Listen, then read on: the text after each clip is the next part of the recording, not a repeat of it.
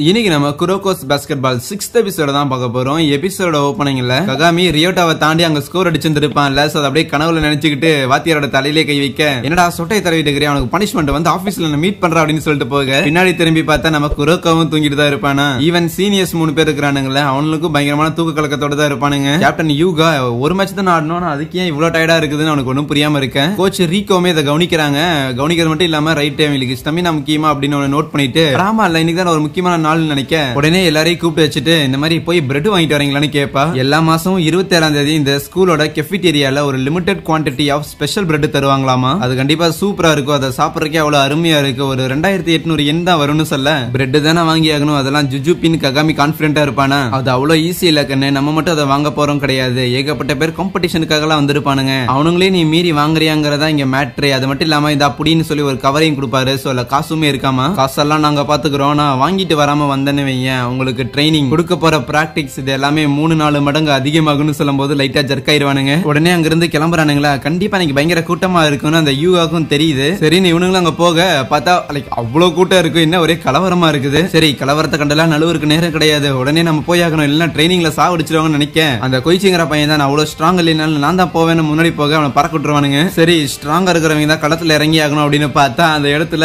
Rugby டீமை சேர்ந்தவங்களும் இருக்கிறானுங்க. Sumo கிளப்ல இருந்துமே ஆளுங்க வந்திருக்கானுங்களா, அவ்வளவு பெருசா இருக்கிறானுங்க எல்லாரும். இதை பார்த்து பயப்பட்டாலும் ஆகாதுன்னு ககாமி உள்ள போக பார்த்தா அப்படியே துரத்தி விட்டுறானுங்க பின்னாடி. மனசை தளர விட மாட்டான இந்த கோட்டை சாமின்னு சொல்லி இருக்கிற எல்லாரும் மறுபடியும் உள்ள போறானுங்களா, மறுபடியும் பறக்க விட்டுறானுங்க. சரி இது வேலைக்கு ஆகாதுன்னு ககாமி ஒருத்தனை தூக்கி கூட்டத்துக்குள்ள அள்ளி போட்டுட்டு அவனை கிரவுட் சர்ஃபிங் பண்ற மாதிரி வச்சுட்டு அது மேல ஏறி நின்னு போகலான்னு பார்த்தா அப்படியே திருப்பி தூக்கி போட்டுறானுங்க. நம்மளால இன்னைக்கு இதை வாங்க முடியாது போலயே நினைச்சிட்டு இருக்கும் போது, ஹை கைஸ் அப்படின்னு சொல்லி பின்னாடி நம்ம குரோக்க பார்த்தா ஏற்கனவே அதை வாங்கிட்டு வந்து நிக்கிறான். டேய் எப்படா வாங்கணும்னு கேட்க, ஒன்னும் இல்ல கூட்டத்துல போய் நின்ன எல்லாரும் என்ன தள்ளினாங்க, அப்புறம் முன்னாடி போய் காசு கொடுத்துட்டு வாங்கிட்டு வந்துட்டேன். ரைட் இன்விசிபிள் அப்படின்னா ஸ்போர்ட்ஸ்ல மட்டும் கிடையாது அப்படின்னு சொல்லிட்டு அதுக்கப்புறம் எல்லாத்தையும் வாங்கிட்டு வந்து அவங்க சீனியர்ஸ் கிட்ட கொடுக்கும்போது, இந்தாங்க குடிக்கிறதுக்கு ஜூஸும் வாங்கி வச்சிருந்திருக்கோம், பிளஸ் வாங்கிட்டு வந்த பொருள் அது உங்களுக்காக தான் சொல்ல, பயங்கர டயர்ட்ல வந்தவனுங்க நெசமாவான்னு சொல்லி முதல்ல குரோகோக்கு தான் தராங்களா. அவனும் சாப்பிட்டு சூப்பரா இருக்குன்னு மூஞ்சில ஒரு மாதிரி மாத்திக்கும் போது அவனுங்களே ஷாக் ஆயிடுறானுங்க. ஆஹா குரோகோட மூஞ்சி இந்த மாதிரி நாங்க பார்த்ததே இல்லையா அப்படின்னு அவ்வளவு சூப்பரா இருக்கான்னு. மத்தவங்களும் நல்லா இருக்குன்னு சொல்லி அதை ரசிச்செல்லாம் சாப்பிட்டுக்கிட்டு இருக்க ககாமி என் வயிறு ஃபுல்லானா போதும், டேஸ்ட் எப்படி தான் எவன் கவலைப்பட்டான்னு சொல்லி சாப்பிட்டு இருப்பான். அடுத்த சீன்ல கிளப்ல காட்டுறாங்க நம்ம கேப்டன் யூகா எல்லாருக்கும் இன்ஸ்ட்ரக்ட் பண்ணிக்கிட்டு இருப்பான். சோ அடுத்தது இன்டர் ஹை ஸ்கூல் பிரிலிம்ஸ்க்கான டோர்னமெண்ட் நடக்க போதாமா. அதுல ஏதாவது ஒரு மேட்ச்ல தோத்துட்டோம் அப்படின்னாலும் வெளியே போக வேண்டியதுதான். சோ அதனால நடக்கிற எல்லா மேட்ச்லயும் நம்ம ஜெயிச்சுதான் ஆகணும். டோக்கியோல மொத்தமா 4 பிளாக் இருக்குது. அந்த 4 பிளாக்ல எந்தெந்த டீம் எல்லாம் ஜெயிக்கிறாங்களோ சோ அவங்க டீம் தான் கடைசியா சாம்பியன்ஷிப்புக்கு போவாங்க. ஆனா அதுலயுமே டாப் 3 டீம்ஸ் தான் அந்த இன்டர் ஹை ஸ்கூல் சாம்பியன்ஷிப் லீகுக்குள்ளேயே போவாங்க. இன்னும் சொல்ல போனா 300 ஸ்கூல்ஸ்ல 3 தேர்ந்தெடுக்கப்பட்ட ஸ்கூல்ஸ் மட்டும்தான் இன்டர் ஹை ஸ்கூல் ஃபினாலே கோர்ட்ல ஆடுற அந்த ஒரு கனவை காண முடியும்னு சொல்லும் போது, அப்ப நம்ம ககாமி நீங்க சொல்றதெல்லாம் கரெக்ட் தான் தலைவா, ஆனா அவங்க யாருமே தேர்ந்தெடுக்கப்பட்டவங்க கிடையாது, அவங்க எல்லாரும் ஜெயிச்சு போனவங்க, அங்க போறதுக்கான தகுதி அவங்களுக்கு இருக்குது கேப்டன் சொல்லும் போது எல்லாரும் இதை கேட்டு ஹாப்பி ஆகுறாங்க. சோ ஜெயிச்சா யாரு வேணா அங்க போகலாம் அப்படிங்கறத கிளியரா வச்சிருந்திருக்காங்க ககாமின்னு. இன்னும் ஒரு 3 நாள்ல பார்த்தா இந்த inter high school preliminary rounds நடக்க போகுது. போன வருஷம் நாங்களா லைட்டா சொதப்பிட்டோம், பட் இந்த வருஷம் நம்ம கண்டிப்பா ஜெயிக்கிறோம். நிறைய ஸ்ட்ராங்கஸ்டான டீம்ஸ் நம்மளை எதிர்த்து வர போறாங்க. ஆனா அதுல ரொம்ப முக்கியமா ஷுட்டோகோ அப்படிங்கிற ஒரு ஹை ஸ்கூல் தான். போன வருஷம் நேஷனல்ஸ்ல டாப் 8ல அவங்க முடிச்சாங்க. ரொம்ப முக்கியமா எப்படி கைஜர் ஸ்கூல்ல ஜெனரேஷன்ஸ் ஆஃப் மிராக்கிள்ல சேர்ந்த அந்த ரியோட்டா இருக்கிறானோ அதே மாதிரி இந்த வருஷம் அவங்க டீம்ல அந்த மிடோரிமா அப்படிங்கிற ஒருத்தர் இருக்கிறான். அவங்கள தோக்கடிக்கலாம் நம்மளால நேஷனல்ஸே போக முடியாதுன்னு சொல்ல, செயிரினுக்கும் ஷுட்டோகுக்கும் மேட்ச் வரும் அப்படின்னா அது ஃபைனல்ஸ்ல தான் நடக்கும், பிரிலிம்ஸோட ஃபைனல்ல. சோ அந்த மிடோரிமா அப்படிங்கிறவனை பத்தி உனக்கு ஏற்கனவே தெரியுமான்னு குரோகோட்ட கேட்கும் போது தெரியாதுன்னு சொன்னா நம்ப போறேன். ஆக்சுவலி அந்த ரியோட்டா சொன்ன மாதிரி தான் அவனோடவும் மிச்சம் இருக்கிற 4 பேர் அவங்க எல்லாரும் வேற லெவல்ல வேற லீக்ல ஆடுவானுங்க. இன்னும் சொல்ல போனா நான் கடைசி அவங்கள மீட் பண்ணதுல இருந்து இப்ப வரைக்கும் அவங்க எந்த அளவுக்கு டெவலப் ஆயிருப்பாங்கன்னு கூட என்னால யோசிக்க முடியலன்னு நினைக்கிறேன். அப்ப நம்ம கேப்டன் யூகா நம்ம ஃபைனல்ஸ்ல தான் ஷுடோக்கு கூட ஆடுற மாதிரி இருக்குது. சோ அதனால ஃபர்ஸ்ட் மேட்ச் பத்தி நினைப்போம். கோச் ரீகோவும் நம்மளோட ஆப்போனன்ட்ஸ் எந்த மாதிரி ஆடுவாங்கன்னு பாக்குறதுக்காக தான் போயிருக்கான்னு சொல்ல ஆல்ரெடி அவ வந்துட்டா. கொஞ்சம் சீரியஸா இருக்கிற மாதிரி தான் தெரியுது. கூடவே எனக்கு தெரிஞ்ச அந்த ஷுடோக்கு ஸ்கூலை பத்தி நம்ம கவலை பண்ணுங்கிற தேவை இல்லைன்னு நினைக்கிறேன். ஏன்னா நம்ம மொதல் ஸ்கூலே தோக்கடிப்போமா அப்படிங்கிற ஒரு டவுட் இருக்குன்னு சொல்லிட்டு அவளோட போனை கொடுப்பாலாம். பார்த்தா அதுல சீக்கி அப்படின்னு ஒருத்தனோட போட்டோ இருக்குமா.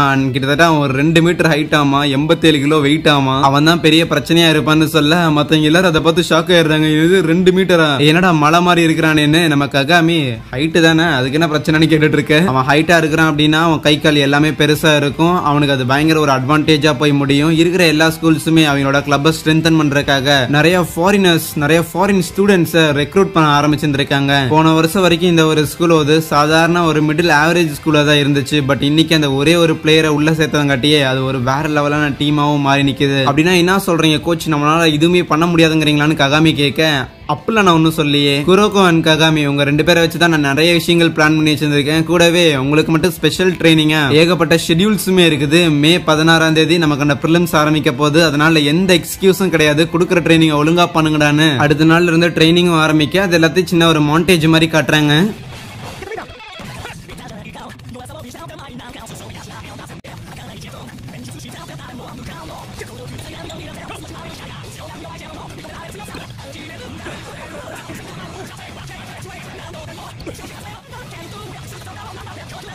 ஃபைனலி மேட்ச் நடக்கிற நாளுமே வந்துருச்சு. இன்னைக்குமே நம்ம ககாமி தூங்கி இருக்க மாட்டான். அரினாக்குள்ள போனவங்க எல்லாரும் சும்மா வார்ம் அப் பண்ணிக்கிட்டு இருக்கும் போது அப்ப எவனோ முட்டிக்கிறானா, என்னடான்னு பார்த்தா அந்த சீக்கிங்கிறவன் தான் கதவை முட்டிட்டு வந்துருப்பானா. பிராக்டிஸ் பண்ணிட்டு இருந்த பால் உருண்டு வர அதை எடுக்கிறதுக்காக யூகா வரும்போது அந்த ஆப்போனன்ஸ் சேர்ந்த யூசுகே அப்படிங்கிற ஒரு கேப்டன், உண்மையாலுமே நீங்க தான் அந்த கைஜோங்கிற ஸ்கூல்ல பீட் பண்ணீங்களான்னு கேட்கும் போது, ஆமா அது சாதாரண பிராக்டிஸ் மேட்ச் தான், உங்களாலேயே அவங்களை தோக்கடிக்க முடியுதுன்னா நாங்க நினைச்ச அளவுக்கு ஒன்னும் ஜெனரேஷன்ஸ் ஆஃப் மிராக்கிள் ஸ்ட்ராங் இல்ல போலேன்னு அவன் சொல்ல, ஈவன் அந்த சீக்கிங்கிறவனும் நானும் அந்த ஜெனரேஷன் ஆஃப் மிராக்கிள் இருந்து பெருசா எதிர்பார்த்தேன், அவனுங்களும் சப்பதான் போலீங்கும் போது அப்ப அங்க யாரு மேலே இடிச்சிடறானா பார்த்தா நம்ம குரோகோவா இருக்கும். அவனை தூக்கி வச்சுக்கிட்டு சின்ன பசங்களுக்கு இங்க என்ன வேலைன்னு பார்க்கும்போது அவன் ஜெஸ்ஸியை பார்த்துட்டு, ஓ நீயும் பிளேயரா, ஆனா உன்ன மாதிரி குழந்தை இருக்கிற டீம் கிட்ட அந்த ஜெனரேஷன்ஸ் ஆஃப் மிராக்கிள் தோப்பாங்க அப்படின்னு நான் எதிர்பார்க்கலன்னு சொல்லும் போது நம்ம ஹீரோஸ் எல்லாம் சிரிக்க ஆரம்பிச்சிடறாங்க. பாரா குரோகோவா பயங்கரம் கலாய்க்கிறான்னு. ஆனாலும் இன்னைக்கு அந்த வளர்ந்தவனை புலந்தரலான்னு பயங்கர சீரியஸாவும் இருக்கிறானுங்க. அதுக்கப்புறம் பிளேயர்ஸ் எல்லாம் லைனா நிக்க வச்சுட்டு பாலையும் டாஸ் பண்ணா எப்பவுமே ககாமி தான் எடுப்பான், பட் இந்த தடவை பார்த்தா அந்த சீக்கி தான் எடுக்கிறான். ஹைட் அட்வான்டேஜ் வேகமா பால் எடுத்துட்டு போக பிளாக் பண்றதுக்காக ககாமியும் போறான், பட் திருப்பியும் பார்த்தா ரேஞ்ச் பத்தல, அவன் தான் ஷூட் பண்ணி பாயிண்ட் எடுக்கிறான். நம்ம ஹீரோஸும் பால் எடுத்துட்டு போக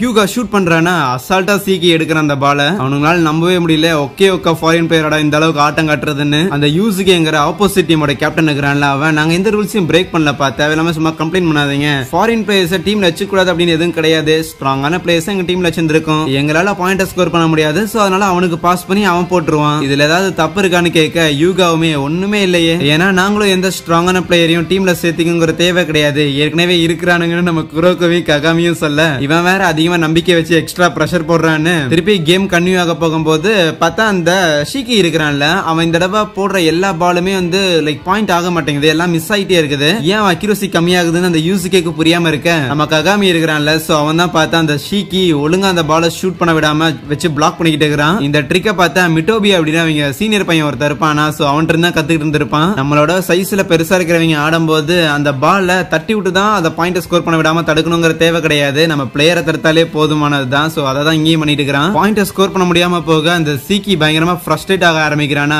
வெளியே பார்த்துட்டு இருந்த ஆடியன்ஸ் எல்லாம் ஃபாரின் பிளேயர்னு சொன்னாங்க, என்ன உள்ள ஒழுங்கா ஆட மாட்டேங்கிறான் அப்படின்னு கமெண்ட் அடிக்க யூசுகேக்கு கடுப்பாகும், வெளியிருந்து வாய் பேசுறதுக்கு நல்லா தான் இருக்கும், கோர்ட்ல இருந்து பாருங்கடான்னு. அதுக்கப்புறம் நம்ம ஹீரோஸ் பால் எடுத்துட்டு வர அப்ப ககாமி அந்த சீக்கி கிட்ட கண்டிப்பா மேட்ச் முடியறதுக்குள்ள ஒரு பாலை நான் தடுக்க தான் போறேன், ரெண்டாவது நீ குழந்தை ஒருத்தன சொன்னே இல்ல, அந்த குழந்தை உனக்கு பெரிய பிரச்சனையா இருக்க போறாங்க போது நம்ம குரோக்கு ஒரு பால ககாமிக்கு பாஸ் போட்டு அவன் இடத்துல பாயிண்ட் எடுக்க அங்கே இந்த ஒரு எபிசோட முடிக்கிறாங்க. எனிவேஸ் வீடியோ பிடிச்சிருச்சுங்க போது மறக்காம ஒரு லைக்கும் கூடவே கமெண்ட் தட்டி விட்டு போயிடுங்க. Soya thank you.